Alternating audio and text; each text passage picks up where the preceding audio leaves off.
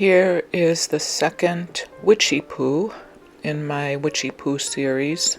Drew that design with a hat top onto fabric, sewed around it, and I'm going to cut a slit in the middle like I did on the other ones. I can cut the slit in the middle because that's going to be covered. I know I'm going to put some kind of something around her waist that will cover it, so that's the best place really to have the slit, because it can be a little bit sloppy and it'll get covered up. So usually for a mermaid I leave it at the top of the head, but because it gets covered with hair. But in this case she's got the hat on top of her head, so I can't really do it there. So the next step after I invert it, so I turned it inside out and poked out all the corners and the arms and everything. So I'm going to stuff it now with my scissors as usual. And I stuff it really firmly. This is a design that I really like, this shape. She's kind of plump. And I really love the shape of this mermaid. I make these as regular mermaids, and I have the scales printed on the front of the fabric. But this one's going to be a Witchy Poo mini, and so I didn't have that printed up because I don't make that many of them. So I sewed up the back, and now I'm going to paint the hat top and the tail with my black paints. I am going to glitter over that, but I still really have to paint everything black. Part of the reasoning behind that is the glitter doesn't usually cover as well as paint would, so I always just end up painting it just to be sure that there aren't any white spots anywhere.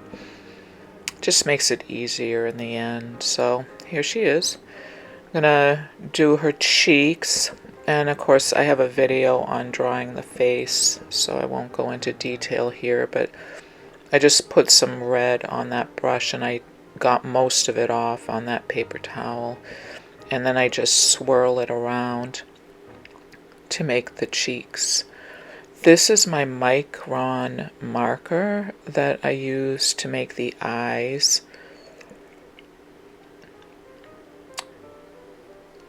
And I need to make the lips as well, and I use my tiny little paintbrush for that. And of course you have to let this dry before doing anything else, in case you accidentally touch it with your finger. So I'm going to put my string on this now so that after I glitter it, I can hang it up. Now I used to glitter one side, let it dry, then glitter the back side, but I just try to glitter the whole thing all at once. So here I'm glittering her bottom, front and back.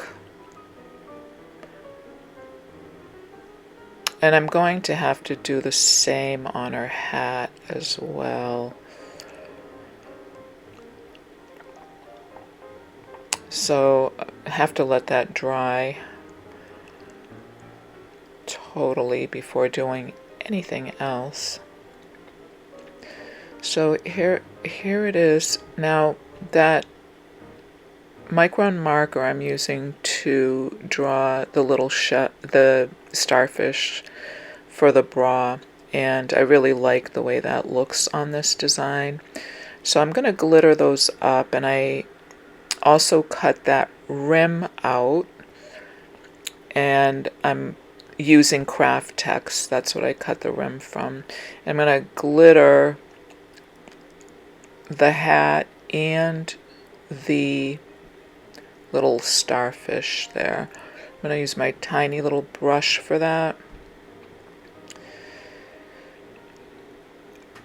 Most of my brushes I've lately been getting at the dollar store. They're not great brushes, but they're great for this. That one that I'm using is not from the dollar store. It's one that I paid more money for. So I'm going to put glue onto the hat, and the great thing about glittering the hat is that it also will glue that brim in place. And of course that has to dry for 24 hours. I usually let them dry for 24 hours just to be sure that it's totally dry. So there it is, and I'm gonna put my boa from the For Real yarn onto her, and here she is all finished. Isn't she adorable? She's so cute. Happy Halloween. Thanks for watching. See you next time.